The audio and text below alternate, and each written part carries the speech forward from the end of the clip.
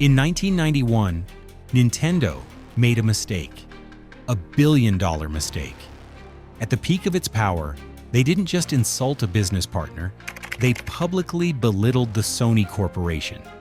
It was a corporate decision that, in just a few years, would transform Nintendo from the absolute leader into a competitor, trying to reclaim the top spot, all because of a console Sony had never planned to build, the PlayStation. The story begins with a partnership. Nintendo, dominating the market, needed CD-ROM technology for the Super Nintendo. Sony, the electronics giant, had the solution. Together, they developed the PlayStation, an ambitious add-on for Nintendo's console. Sony was proud. Ken Kutaragi, the engineer behind the project, saw a revolutionary future. But Nintendo, cautious, feared that Sony would gain too much control over game licensing. Then came the twist. At the world's largest electronics show, CES, in 1991, Sony presented its PlayStation. The very next day, Nintendo took the same stage and, without warning, announced they were ending the partnership with Sony and partnering with Philips.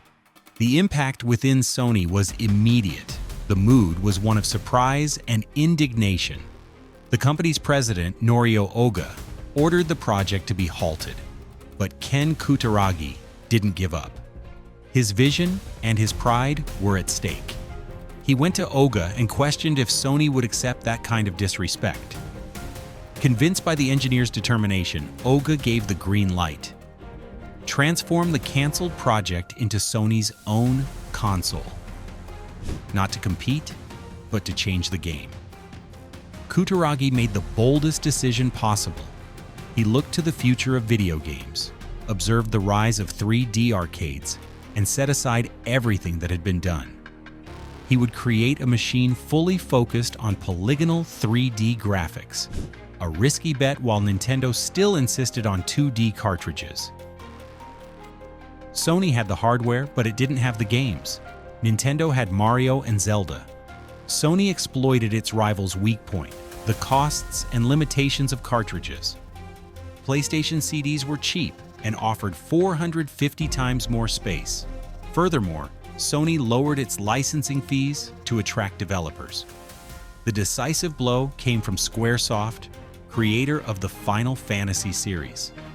Unsatisfied with Nintendo's restrictions, the company announced that Final Fantasy VII would be a PlayStation exclusive. It was the turning point. Sony had captured the ultimate symbol of the 16-bit era. At E3 in 1995, the showdown reached its peak. Sega announced its new console, the Saturn, for $399. Sony executive Steve Race walked on stage. Instead of a speech, he said just one thing: $299. He left the stage. The message was sent. The PlayStation wasn't born by chance, but out of a bold decision following a betrayal. It was Nintendo's billion-dollar mistake that, without realizing it, paved the way for one of the greatest console dynasties in history.